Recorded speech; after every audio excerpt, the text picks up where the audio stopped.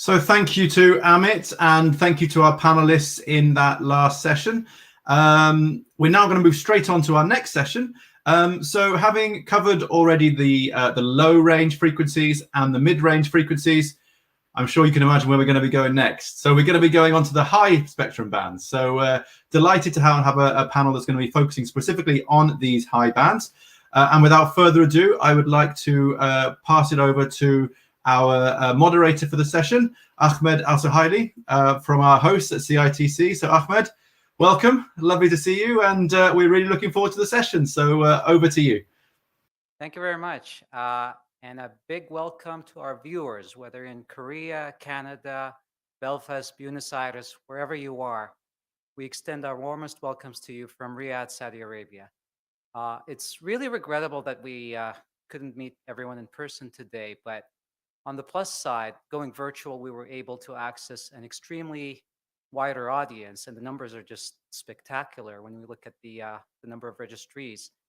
And also, this allowed us to realize a long dream for my parents to see me on live TV, even if it's a stream through our YouTube app on TV. So hi, Mom and Dad, and also hi to my friend Abdullah. So we have the IMT 2020 and beyond high spectrum bands, which if you could go to the next slide, I'm going to start with two disclaimers. Even though I work at CITC, but I'm not representing CITC in terms of the questions or views that I will be offering. They are personal views. They won't represent any kind of regulatory direction by CITC. So it's just for the purpose of driving the discussion and hopefully having an enriching dialogue with the panelists. The second disclaimer I'm providing is that since this is an ITU workshop, we have to note that the ITU refers to the 3 to 30 megahertz frequency range as high frequencies, but we're focusing on IMT high bands, which start from 10 gigahertz and go to as far as you could technically and physically achieve. We have lined up a panel. If you could go to the next slide. We have a panel that includes the best of the best in their respective fields, whether we're talking regulatory excellence, whether we're talking IMT or even satellite or HAPS. I'm not even going to spend time introducing my panelists just because they're so well known that they speak for themselves. So without further ado, and in the interest of time, I'm going to start with my dear friend Sultan from TRA UAE, who's going to tell us a lot about what the UAE has been doing over the past 2 years. Sultan, over to you, and thank you for joining us. Thank you, Dr. Ahmed. And first of all, Assalamu alaikum wa rahmatullahi wa barakatuh jami'an. I'd like to express my deepest thanks to my CITC dear friends, in particular Dr. Ahmed Suhaili, the moderator of this session, and also all my other friends in Kingdom of Saudi Arabia for their kind invitation to participate in this interesting forum, which is really an opportunity to share various experiences, thoughts, ideas from different parts of the world. Also, my thanks are also extended to the ITU and Global Forum teams for their efforts to make this event a success through the previous interesting 3 days. I find it now challenging a little bit to come and speak in the last panel session. However, it would be exciting for me to reflect on what we have been hearing from all distinguished experts about the different topics related to radio spectrum for IMT 2020 and beyond. Many changes in the use of spectrum have occurred in the past 20 years, especially with the advancement and deployment of wireless services, both on licensed and license-exempt basis. So the shuffling of a spectrum is an ongoing process. So we call it sometimes refarming, we call it sometimes reallocation with different names within different territories. So when I want to speak about IMT 2020 and high spectrum bands, one mental image comes to my mind, which is about the famous English proverb that I was hearing many times from one of my dear professors in the masters during my masters, which is you can lead a horse to water, but you cannot make him drink. Which is, in my opinion, in our case, we have several horses here. and with different levels of thirst even. And the decision maker, who is in this case, or mostly in this case, the regulator, needs to make the right choice of leading one or more horses to the water and giving them even the certain amount of water that they can sip. So when augmented, I would say a millimeter wave is one of the key elements to realize the full potential of the 5G when it is augmented with sub 6 gigahertz coverage, because it provides an extreme capacity layer with large amount of spectrum that are potentially available for extremely high capacity and high data rates. Next slide, please. So at WRC19 in November last year, a number of new millimeter wave frequency ranges were identified for IMT and used by IMT. This includes many of existing 3GPP bands, in addition to new spectrum ranges like the 26 gigahertz, 37 up to 43.5, 45 up to 47, 47.2 to 48.2, and the 66 to 71. So after more than a decade of advanced research and development and economic trials, a growing range of countries, companies are moving to support the 5G in the millimeter wave. And we have already started seeing countries beginning to adopt millimeter wave. Some of the countries have already deployed it, and as per the GSA's recent November report on millimeter wave bands, global licensing and usage for 5G, 24 operators in 15 countries are known to be already deploying 5G network using millimeter wave. 106 operators in 20 countries hold public licenses. Many of them are on regional basis, enabling operation of 5G and millimeter wave. Also, consumers having a wide range of selection of millimeter wave enabled devices, including laptops, hotspots, and fixed wireless access CPEs, and more. So 95 announced 5G devices explicitly support one or more of the 5G spectrum above 24 gigahertz, and up from 59 from end of November last year.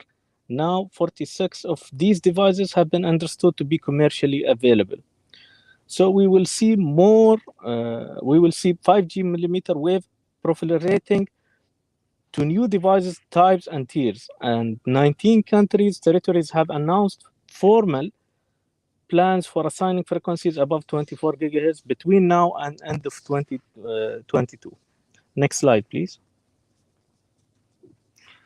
So this also takes me to talk more about the general status of these bands in the Arab region and Gulf Cooperation Council countries, with the GCC countries, where most of Arab countries are focusing at the time being on initial deployment in the mid and lower bands, with a view to consider high bands looking into the technical regulatory licensing aspects. I would like to highlight basically two main activities that were occurring in the ASMG region, where CITC of Saudi Arabia launched a consultation on its spectrum plans, which has contained proposals to release additional spectrum, including the release of spectrum in the 24.25 up to 27.5 gigahertz.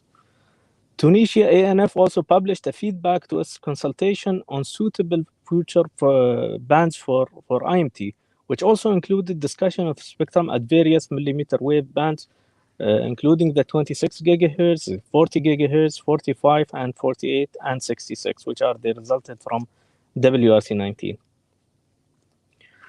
Next slide, please.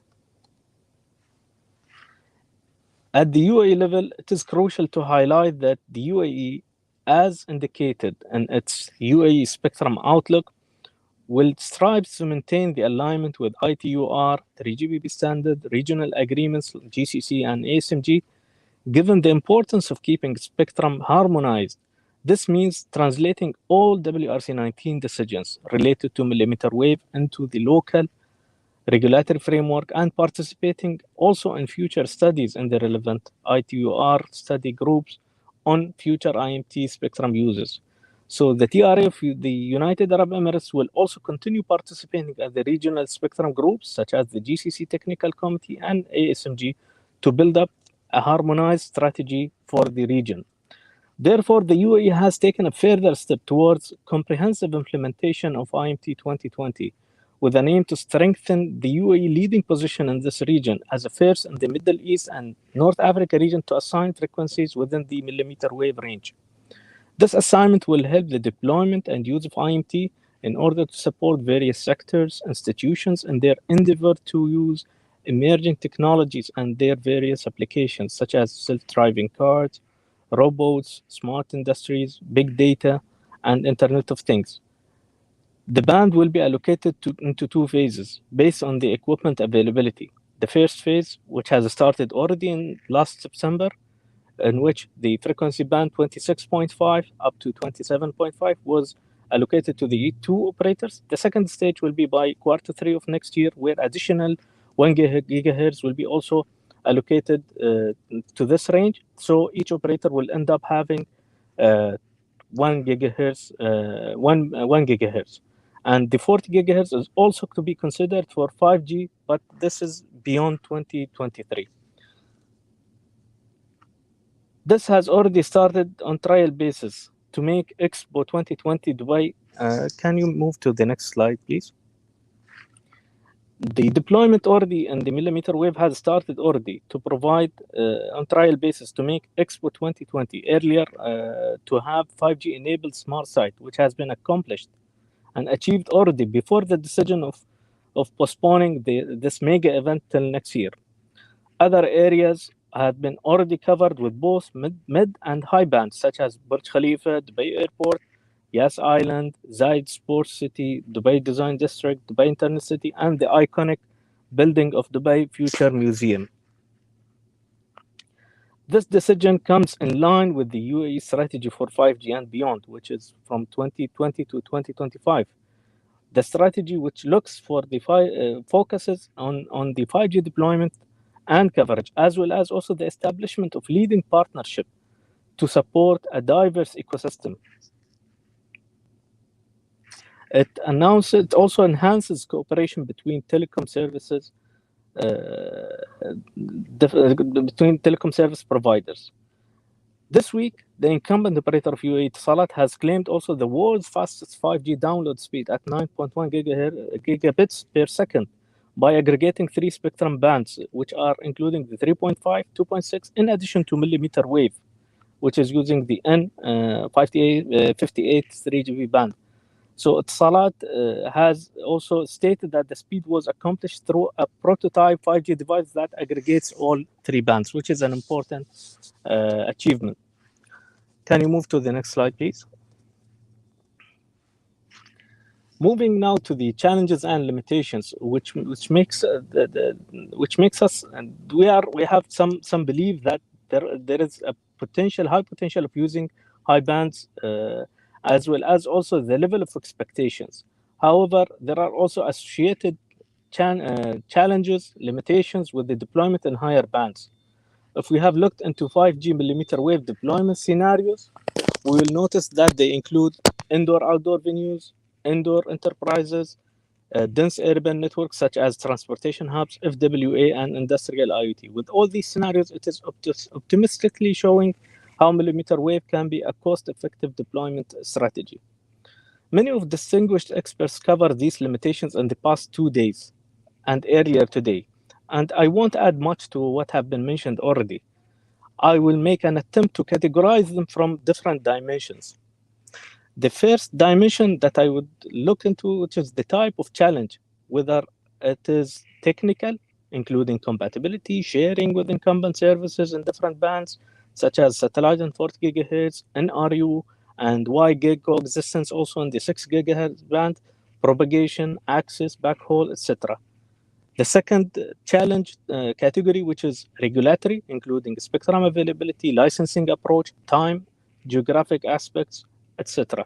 Also, I would be looking to the third category, which is economic, including the business case, service package delivery, so that it is both economically viable and time-saving, as well as also the fourth category, which is logistic, including the usage of public infrastructure and also the density of small cells. The second layer of dimension that I will be looking at in the next slide, please, where we look into the stakeholders that are engaged with these challenges of each scenario. So it includes regulators, it includes also network operators and technology vendors. It includes other ICT players, which are the small operators and use case startups. And finally, the users, who are basically the partners, enterprises, and individuals. Next slide, please. So all stakeholders would need a deep dive into these aspects of each scenario, as we have mentioned earlier, where there might be different challenges, factors for each scenario or each case. The approach that I see to be taken in order to tackle these challenges, this is what I call CPA. By C, I means collaboration, which include works as partners, not as a regular relation of service provider and the customer. So we need more collaboration as partners, and also creating clusters and engaging all partners to come up with plans to benefit from the deployed networks and higher bands to show their foreseen needs for future deployments. P is an indication to perspective, where we need to look into each scenario, use case, and frequency band from all angles to have a holistic perspective on the actual actions to be taken by each partner. And finally, A, which is agility. With current situation of COVID-19, we are still in the trial and error phase of using millimeter wave in many countries. And there are no universal approach that fits all countries or fits all frequency bands or all use cases. Therefore, we need to be agile to the changes happening. But at the same time, we need to ensure the regulatory and market stability till we reach that break-even point where win-win situation is created for different partners. Finally, I'd like to leave this question. I like to leave few questions before ending this presentation, in particular to regulator, which are facing the dilemma here. The questions are: what are the needs? What are the technology trends in millimeter wave bands? What are the available options and resources? How we can improve connectivity? What are the options for licensing? Either includes light licensing, blanket licensing, secondary market and broker mechanism, localized spectrum allocation mechanisms. And if we need a toolbox of approaches to handle different challenges on case-by-case basis. Those questions we need to think about, and they might stimulate different thoughts from the audience and my colleagues in the panel. Thank you so much. Thank you very much, Sultan. We're going to look at these and many more questions at the end of the panel. And I'd like to pass it now to Stuart from the GSA. Stuart, over to you.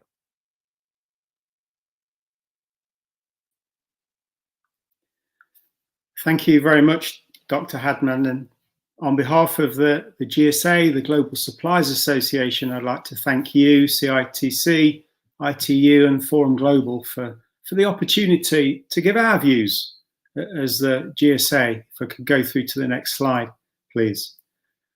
I guess we've heard over a number of sessions today and yesterday how, it's the combination of frequencies from both the low bands, the mid bands, and the high bands. That's what enables the real 5G vision to be met. The ITU's IMT 2020 vision.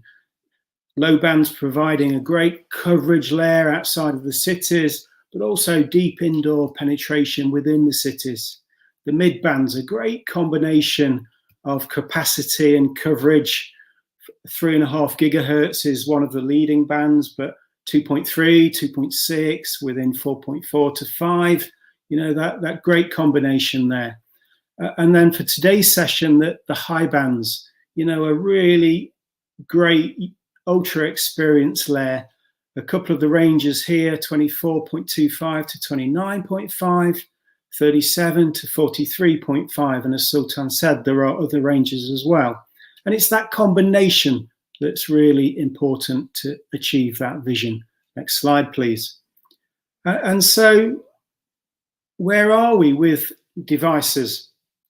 And it was great to hear Sultan referencing that the GSA, over 500 devices have now been announced. These are the latest facts and figures hot off the press. We have over 100 vendors active now with devices, over 200 devices that support the mid-band, the C-band, the 3.5 gigahertz. 4.4 to 5 is also getting momentum. And in terms of the high bands, the millimeter wave, over 50 commercially available devices and over 100 announced. And you can see the breakdown, how it splits between phones and CPE and modules and industrial grade equipment. Next slide, please. And then those are the devices, but what about the licensing? And as with any generation of spectrum and new bands, we have a few bands that a few countries that are licensing early, and then more and more countries after that beginning to license. And so you can see in 2020, 21, and we expect more and more countries to be added to 21 and 22. So a lot of momentum now building around the licensing of millimeter wave spectrum, 26, 28, but not let's forget 40. The US licensed some of the 40 gigahertz range. Europe is developing its band plan by 21, which is a precursor to licensing, and lots of other countries and regions now beginning to think about 40 in addition to 26 and 28. Next slide, please. So that was the devices, the licensing, but what about deployments? And I apologize to Carl from AT&T, he's on our panel as well, but I chose one example of an operator of Verizon Wireless in the US. Maybe I should have picked AT&T, but this is from Verizon's website, and all of the information here is public, but you see the stadium there. That's a really great use case for millimeter wave 5G. Lots and lots of people wanting to get the best shots, the video action of the replays and all of the action from different angles, ordering refreshments, etc. You know, that's a great use case for millimeter wave. In the top right-hand corner, you'll see that what we call the CPE, that home broadband. So 5G link between that device and the base station, and then Wi-Fi distribution within the house. So offering speeds of 300 megabits per second. And then I want to go to Sacramento, because in Sacramento, apparently, according to the website, you can get up to 940 megabits per second. And that's both for a home, but also an enterprise type solution. And then in the red, that's kind of an aerial view of a part of New York City, an area called Hell's Kitchen.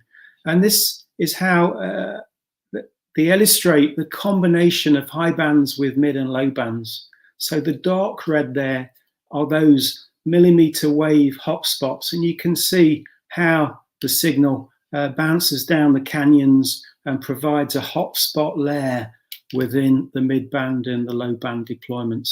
So I think that's a really nice way to illustrate the millimeter wave services, you know, those ultra experience layer. And then Verizon Wireless, as in many other operators, also looking at healthcare and education possibilities. So next slide, please. And then not to be left out, of course, Europe, initial forays here, Russia, Italy, Finland, some of the GSA companies, Qualcomm, Nokia, Ericsson, etc., working with some of the operators in very early stage commercial activities. Next slide, please. And then let's take a look at China and Japan and Korea. Huge deployments, over 800,000 base stations in China, for example. That's at mid-band to begin with, thinking about high band. Japan has a mid and a high band parallel deployment strategy. One of the operators there, Docomo, planning to invest $10 billion over the next few years. Korea, 118,000 base stations deployed by April and is now starting millimeter wave commercial trials. So next slide, please.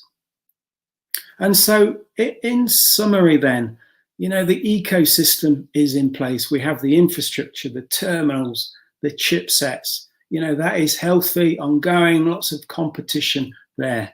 We're getting licenses awarded, operators deploying. And just let me, and then in terms of that licensing of the spectrum, the high band's really important, 26, 28, and let's not forget 40. So thank you.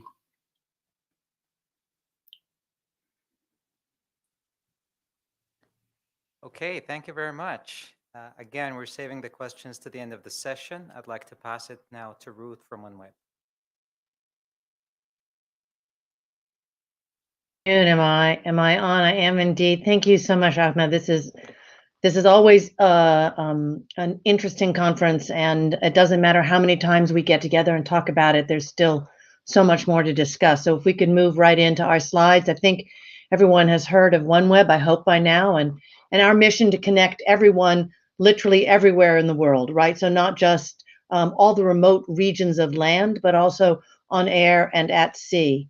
And when we discuss things like spectrum for 5G, we have to remember that the terrestrial versions of 5G, whether they're via fiber or wireless, are never going to extend into the most remote locations of the world. And they're certainly not going to extend in the middle of the ocean or above the middle of the ocean, right? And so satellite is one of the technologies that regulators around the world have to keep in mind is absolutely required to connect everybody. Next slide, please. People have surely heard of our bankruptcy.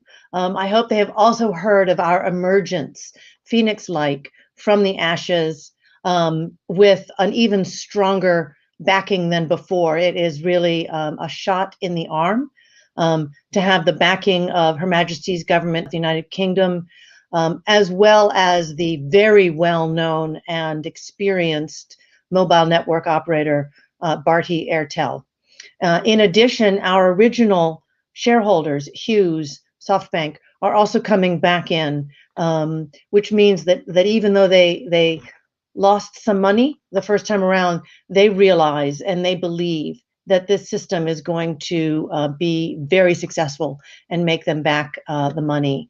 Again, we're one of the large constellations that are launching into low Earth orbit, and the closeness to the Earth reduces the latency, as we all know, making your experience virtually indistinguishable from fiber. And so not only do we support 4G, but we fully expect to be used as the backhaul for 5G. Not the ultra millisecond 5G that the financial community will need, but every application you use now, we can support via low Earth orbit satellites. Next satellite, please. No, next slide, please. We call that a Freudian slip. So just to let you know, we've already launched 74 satellites. Our first generation will be roughly 600. Every single one of those satellites is operational, fully operational. We have no prototypes. We've got no demos. We've had no failures. I'm incredibly proud of that record. We have started the first production facility in the world to mass produce satellites on an assembly line, like the cars of 100 years ago, right? Since then, I believe SpaceX is also doing the same, but we are so proud of our joint venture with Airbus in Florida and started in Toulouse, and it will expand around the world, I'm sure, where we are able to produce as many as 3 or 4 satellites every single day. And bear in mind, traditional satellites took a year to build, bespoke by hand. So now we are doing them on an assembly line. Incredible. We have started building out our ground stations, our gateways that will be required sort of evenly spaced around the globe. We have started building the first 10 or 15. We'll have another 10 or 15 this year. In 2021, and finish building, I'm sure, in early 22. And these ground stations each have between 10 and 30 antennas, so that they can be in constant communication with the entire constellation. Next slide, please. So we use the Ka band to communicate between our satellites and our major gateways, but we use the Ku band for our user terminals. And both of these bands are what people refer to as being in the high band when you're looking for 5G, and Stuart was talking about low, mid, and high band. So both our user terminals and our gateways are in the high band, and both the KU and the KA bands for the longest time, 10, 20, 30 years, the stalwart bands for satellite services are being eyed with interest by the terrestrial wireless community as well, because they need to go somewhere. And as we all know, there is no new spectrum. We just need to use what we have more efficiently and more effectively. So this discussion is really the life for OneWeb, because we don't really have options yet on where else to put satellite services. Next slide, please. A little more specifically about our system. Again, our first generation is going to be roughly 600 satellites with some spares both on the ground and in space. Again, the KU band right now, we've got a traditional dual parabolic antennas that are perfectly serviceable for tracking LEO satellites, but all of the R&D is going into the flat panel that you see pictured there, right? Sometimes called a pizza box, right? The electronically steered flat panel is a sexy user terminal that will be so easy to put on any roof, any plane, any ship vehicle, right? So that's where the world's terminal manufacturers are all focused, because it's not just OneWeb, but it's also SpaceX and Amazon's Kuiper, and no doubt the Chinese and possibly the Russians. So these LEO systems all need these single unit flat panels, and there's a lot of exciting work going on in them.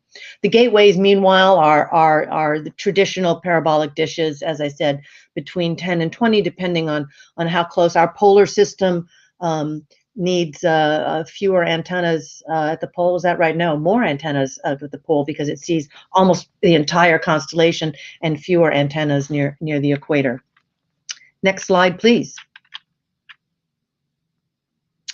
So again, the KA band, as I call it, the 27.5 to 29.5, it's just unfortunate, truly unfortunate timing that almost 6 months before the high throughput GEOs and O3B, a MEO using KA band, before they became fully commercial, some of the terrestrial operators, especially Samsung in Korea, started doing some experiments and trials at this band, and found that it was very effective for their purposes.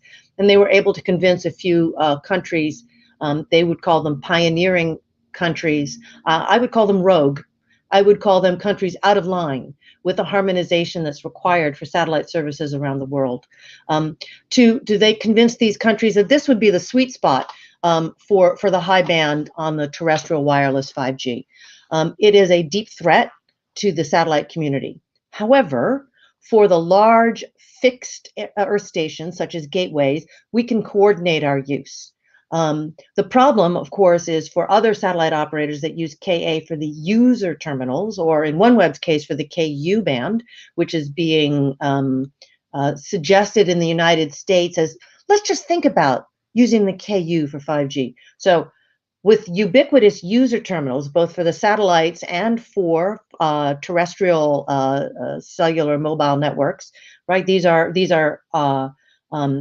ubiquitous being the term, meaning they're everywhere all the time. You can't know where they are. You can't coordinate that. You cannot share that spectrum with others, right? So let's bear that in mind. That is just not possible. You just constant interference into each other. So it is incredibly important for regulators to recognize that while they want to support the concept of 5G, that even 5G itself was going to need satellites to get into those most remote areas, and to get into airplanes over the middle of the ocean, right? Airplanes that are not over the landmass cannot use a terrestrial system of any kind, as well as ships, both commercial and private. Next slide, please.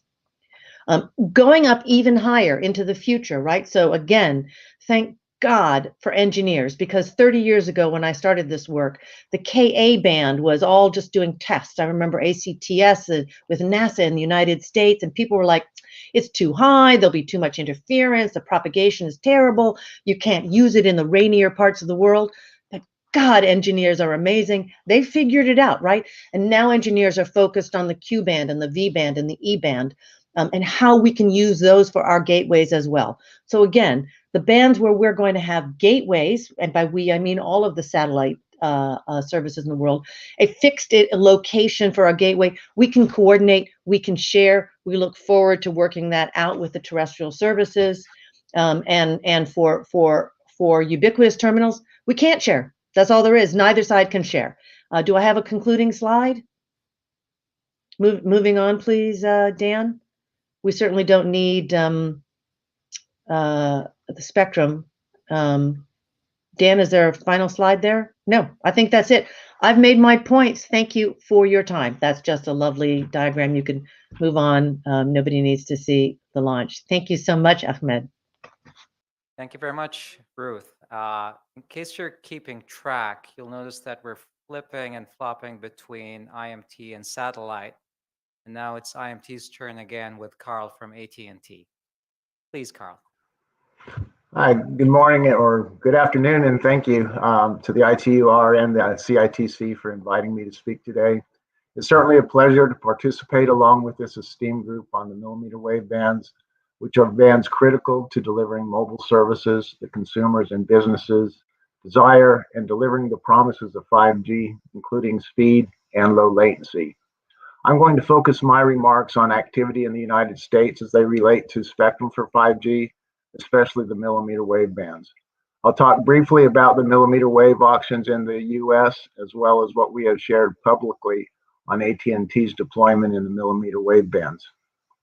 Starting way back in October of 2014, which now seems like a very long time ago, the Federal Communications Commission, or FCC, adopted a notice of proposed rulemaking or notice of inquiry seeking comment on the prospects of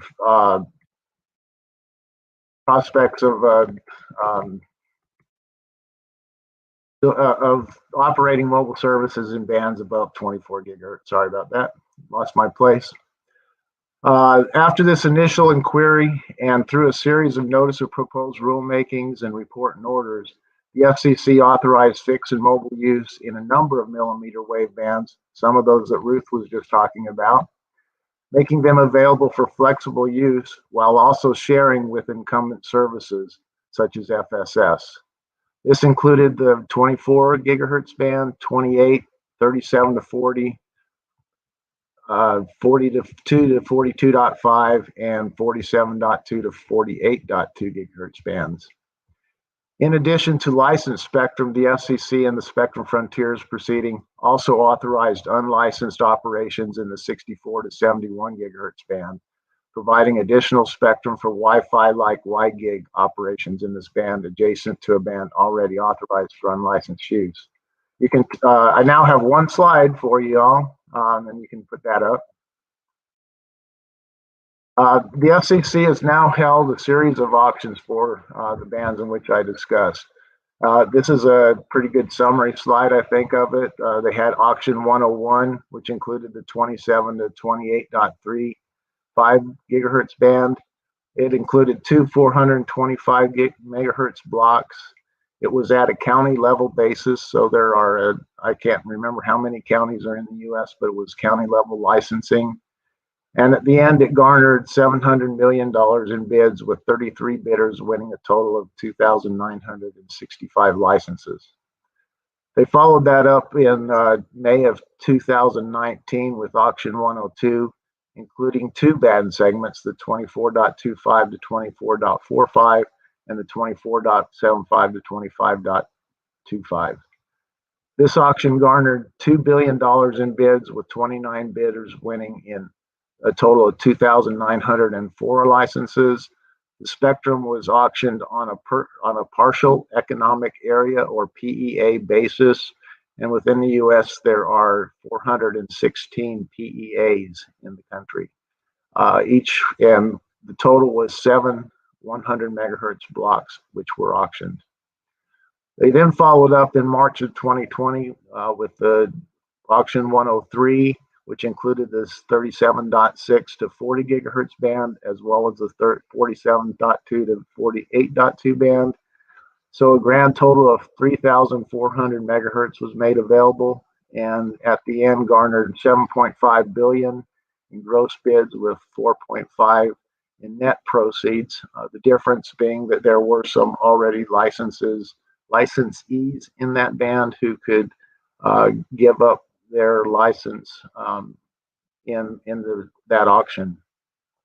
28 bidders won a total of 14,142 licenses, which were also auctioned on a PEA basis. So there were 34 100 megahertz blocks.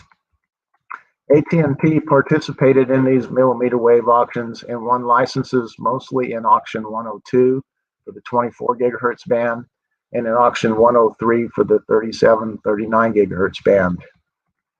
Now for AT&T, we started our work toward 5G with the millimeter wave bands in late 2015 and began testing millimeter wave 5G equipment with vendors in May 2016.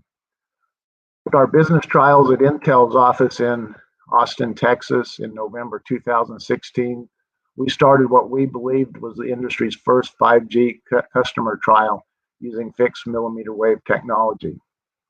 Today, AT&T offers access to 5G on its best unlimited wireless plans for consumers and businesses in a total of 355 markets in the US, covering 179 million people.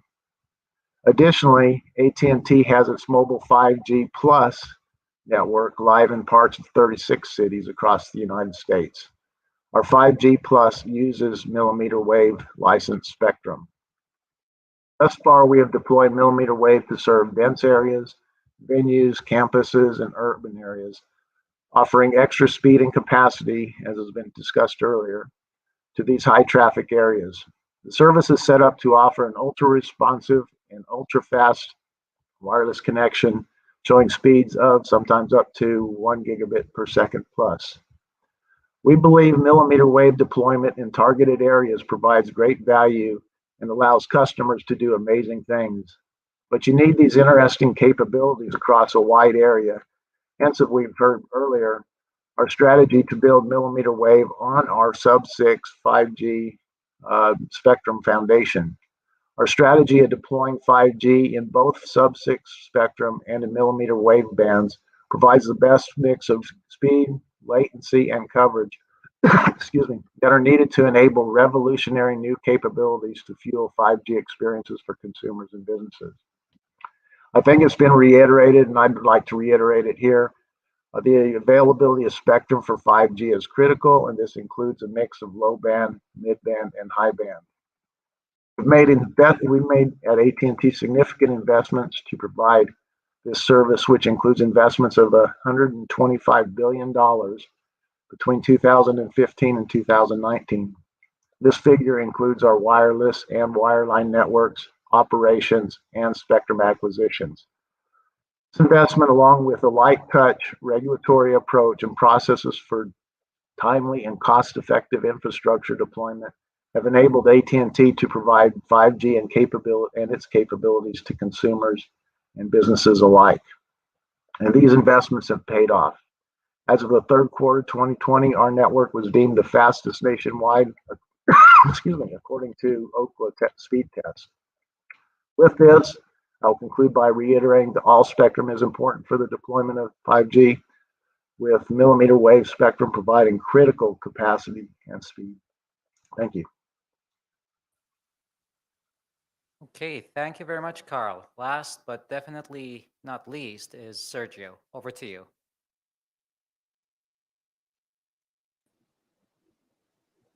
Thank you, Ahmed.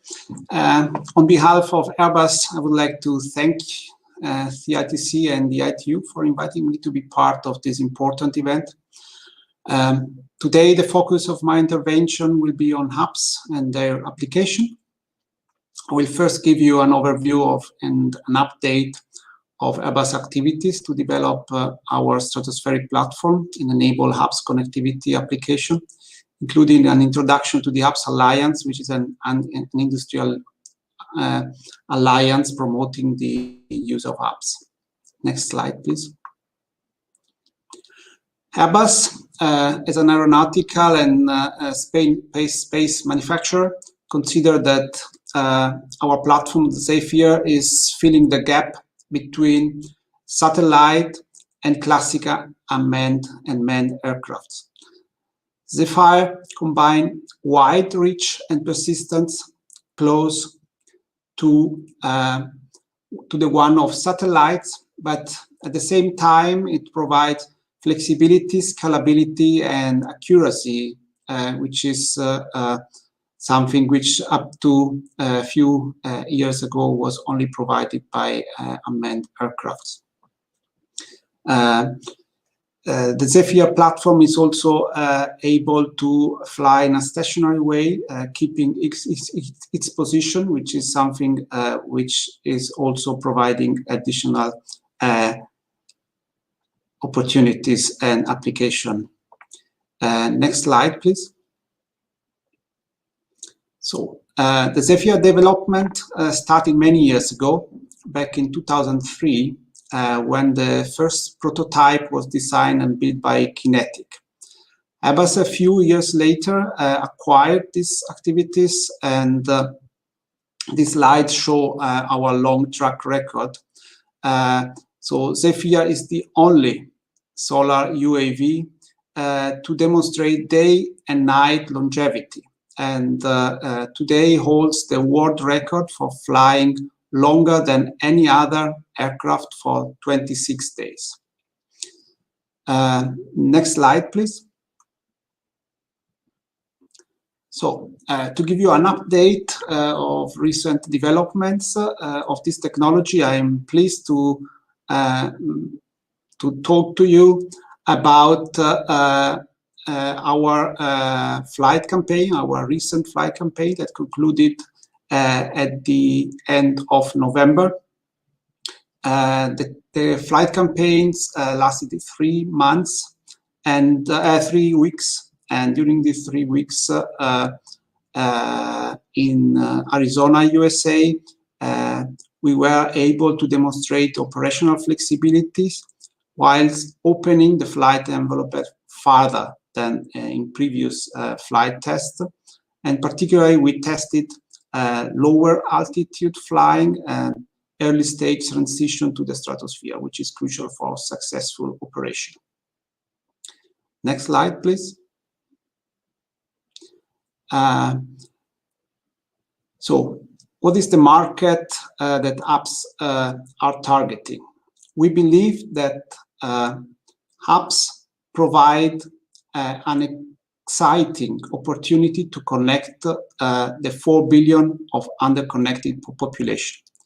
To achieve this goal, hubs is complementing our other outstanding solutions, such the one provided by OneWeb, as we just heard from Ruth. Next slide. So to give you an example, to better clarify what is the market that we are targeting, we believe that hubs is providing an exciting opportunity to connect the unconnected, and this graph shows the cost of deployment in relation to the population covered. So Zephyr address an MNO's problem, an MNO's pain point that had no cost-effective solution today, and which is also one of the reasons why the deployment of infrastructure in low densely populated region is today still limited sometimes. So next slide. So one of the advantages of hubs is also its flexibility and the possibility to be redeployed. So we are not limited to long-term investment, but we can redeploy existing aircraft, existing infrastructure to different areas without having to fulfill long-term investments. And the platforms are designed in order to easily be adapted to different applications and use them also for different missions. So next slide. So as I said in my introduction, I would like to introduce the HAPS Alliance, High Altitude Platform Station Alliance, which is an industry association which is composed of the world-leading telecommunication, technology, aviation, and aerospace company that are united in promoting the usage of high-altitude vehicles in the stratosphere and to bring connectivity to more people, places, and things worldwide. The goal of the Alliance is to advocate for sensible communication and safety regulations, and to provide leadership and education on this new technology, promote cross-industry collaboration, and accelerate the commercial adoption of hubs. We have now a big responsibility after the results of the last WRC, where we got access and we got the identification for usage for apps of large amount of spectrum. We have now the responsibility to deploy this this technology. And in the next slide, I would like to give you just a link to the HAPS Alliance and just an overview of the executive members, but we have a large number of members which are supporting our activities. I thank you and I look forward to your question. Okay, thank you very much. And welcome again to all my panelists. Dan, I'm going to argue that since we're discussing 10 times the amount of spectrum that was discussed in the previous session, I'm not going to ask for 10 times the additional time, but maybe another 5 minutes in addition to what was scheduled so that we can, because there's so many questions to be asked. And what I had in mind was to start with the soft questions and then ramp it up. But in the interest of time, I'm going to cut to the chase. I'm going to start with 2 questions for my IMT friends. So, Carl and Stuart, the first question is, efficiency is the essence of engineering. So I'm going to try to be very efficient with my questions and hopefully get short but to the point answers from both of you. So looking at the examples you provided, looking even at the basic physics and economics of millimetric bands for IMT, it seems like everything is pointing towards niche usages, niche applications with limited geographic coverage and deployments. Do you agree or disagree, and why? What, Stuart? I disagree. I mean, we had an auction. We've had several auctions here. There are a number of use cases that have been studied and will come to fruition over time. One of the things I learned early on in my wireless career was never to ever assume that I knew the answer of what things are going to look like in 10 years, particularly in the wireless industry. And so I think up front, yes, I think there's going to be more niche applications that are going to be deployed. But over time, please recall that we do have build-out requirements for each of our licenses. We do not plan to ever lose a license because we haven't built it appropriately. So we will find, and I expect we will see, a lot of different applications that we don't even know of today that we will then deploy to. And it's just hard to tell right now what those are all going to be, but I would disagree. Okay, Stuart? I think if you look back, I hear at the 1992 World Radio Conference, when the 3G spectrum was identified, most of the regulators in the industry said, you'll never get mobility and phones working at 2 gigahertz. No way.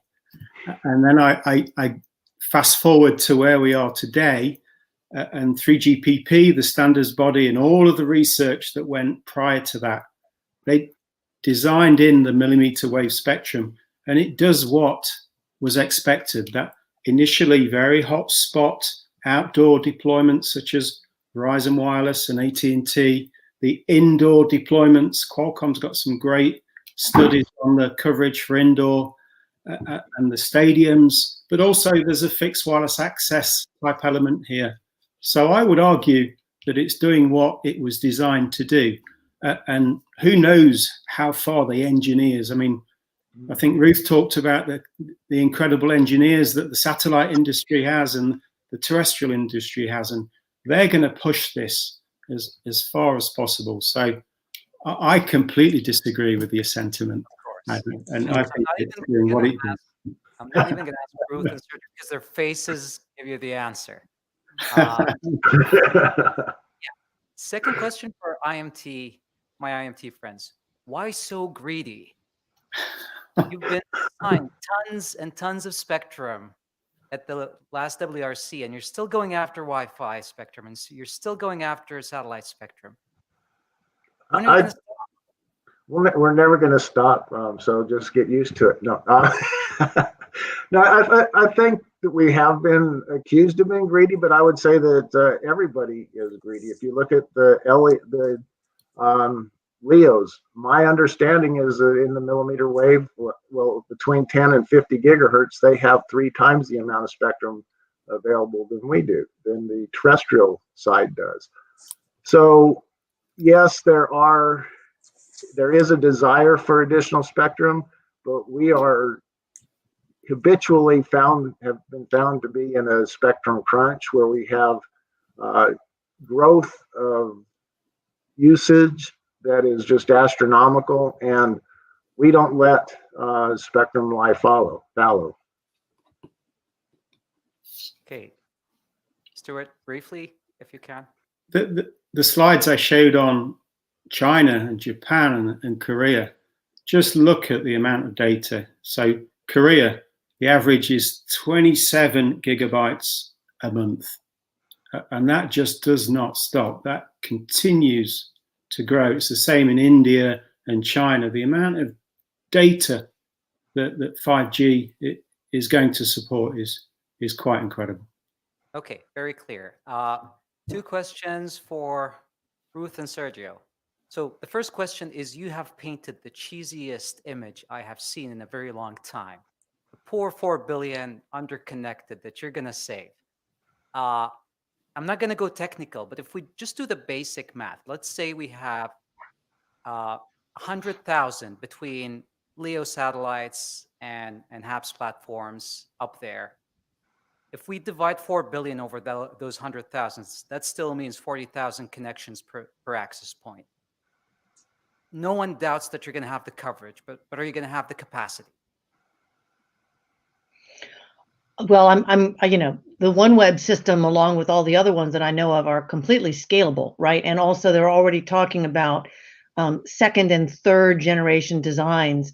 I've heard our CTO speak about having enormous sort of geostationary sized satellites, but at LEO. So, hey, if the demand is there, you can be sure the satellite systems will scale up to cover them. But obviously everyone is like, oh, great, you can cover Siberia, all 3 people, right? So they're arguing that the business case isn't there. So the systems have to be scalable. You've got to start with something you know you can, you've got demand for, and then scale up as it comes along. And since you launch every month when you're a LEO system, it's quite easy to just move into a satellite design with higher capacity and scale up that constellation. Okay, Sergio? Yes, I in principle, agree with Ruth. I think that the key point is really scalability and flexibility of these platforms. I think that both platform, Leo and Hubs, have a key functionality of continuous redeployment of new platforms, so we can really easily update and update to the latest technology and improve the capability and provide additional platform. We need to start somewhere. I think that the market is there, and I think that the demand is there. So strong emphasis on capability and scalability. I'm not going to ask this. I'm just going to note it, that we've received a lot of comments and questions that it seems like you're hiding some of the technical aspects that can be used to judge the capabilities of your systems. We hear a lot of talk about coverage. We hear a lot of talk about downlink speeds. We don't hear as much about capacities, number of connections that can be supported by satellite, uplink throughputs. That would give us a 360 vision on the possibilities and limitations of your system. So strongly encouraged, as much as you advertise the coverage and the downlink speeds, that you also talk about uplink, you also talk about capacities, and just give the frank picture, because covering 4 billion people doesn't mean that you'll be able to connect them all. Just a side note, and I really hope that both of you, we can see that in the future. My second question to you is, so we have HAPS and we have LEO. In this session, they're clearly BFFs, but in general, do you see them moving forward, continuing to be BFFs, frenemies, united by the common enemy of IMT? Are we going to see a breakup down the road a few years from now? How do you see the interplay between both of your technologies? BFFs. Listen, I think the satellite industry has been saying for years that serving the end user will involve an ecosystem of technologies, right? It's no one technology, and the regulators all know that this is their hardest job. But I think that HAPS and terrestrial and fully outer space-based technologies will all be used to deliver to this. Because once you have one of these, you want it with you and you want it working all the time. So I think that the demand is only going to grow. People who haven't had a 4G personal device, once they have it, you can be sure they'll want to use it. The pandemic, people fled the population centers, the cities, and we got more than a few calls from Wall Street types or the city of London who suddenly said, well, my cell phone doesn't work now that I have fled to my cottage by the lake. That's right. Your cell phone doesn't work in the middle of nowhere. So now even the haves understand why you want to connect the unconnected. So I think demand is only going to grow. We are going to scale up as well. And all of these technologies are going to be used. Thank you very much. Sergio, BFFs or frenemies? Yes, in principle, as I said before, all the systems are complementary, and we need to provide the right solution for the right use case. I think that there is no perfect solution for all use cases, and I mean, it's not a secret that Airbus is working both on satellite and hub, so we believe that both are needed. Well, the great thing is this is going to be on YouTube, and the next time, a few years down the road, when I see a fight between Leo and HAPS, we're going to pull this out. Okay, my last question is to Sultan. You have two camps, each one of them, they just want exclusive access. Do you see a room for sharing? One of the ideas we suggested at our consultation at CITC is to allow indoor usage only for 29 gigahertz. Do you see a room to bring everyone together to play in the same bands? What's your thoughts as a regulator? In my view, I think there is a space for all of them to work within the same frequency bands, because even the characteristics of their systems are different from each other, but they are serving the different purposes. And I agree with the note that these systems are complementing each other. Even the IMT is complementing also the LEO and the HAPS, as I see it. That's why in the UAE we are taking a different approach a little bit here. We are creating clusters from a verticals point of view or from use case point of view, where we will be gathering all interested parties, including satellite operators. HAPS maybe might not be very applicable to the UAE as a small country, but maybe we can also invite the HABs and the Leopards in order to put up these certain use cases for certain applications like smart cities, ITS, infotainment, logistics, fourth IR, and PBDR. So this is our direction in the UAE. Fantastic. So the bottom line is, if anyone's going to bring you all together, it's going to be the regulators. They set the rules that'll bring you to the table. You're going to play along. Thank you so very much to every single one of you. And many thanks to our viewers. Many thanks for Dan for donating a few minutes for this fantastic discussion. Over to you, Dan, and thank you, everyone. Thank you. And one more thank you. I'd like to thank Ahmed for a fantastically moderated session. So thank you, Ahmed, and some great questions there. I like that. So thank you very much as well. So thank you to our panelists once again. So that's about it for the panels during the event. But please don't go away yet, because we do still have one final session or segment, I suppose, and we have some real highlights coming up in that. So we do have two keynotes that are going to be coming to finally wrap up the conference. So first of all, we have Bokar Bar from Samina Telecommunications Council, and we have Mats Granrid from GSMA, who are going to be delivering our closing two keynote presentations. Before we turn over to you over in the audience, so we're going to give you the last say, and we're going to give you the opportunity to bring your audio and your video live, to bring your cameras live, to come up onto the stage and to give us your final comments and final thoughts on the discussion. So please do stick around for that. We really do want to hear from you. So that's coming up very shortly. But for now, we have around about a 12-minute or so break. So time to maybe go and refresh, go and grab a cup of coffee. And we'll be back here on the main stage, first of all, with our closing keynote presentations. And then finally, as I said, to turn the floor over to all of you out there. So once again, Ahmed, and to the panel, thank you so much. And as I said, back here again in around about 12 minutes. See you all shortly.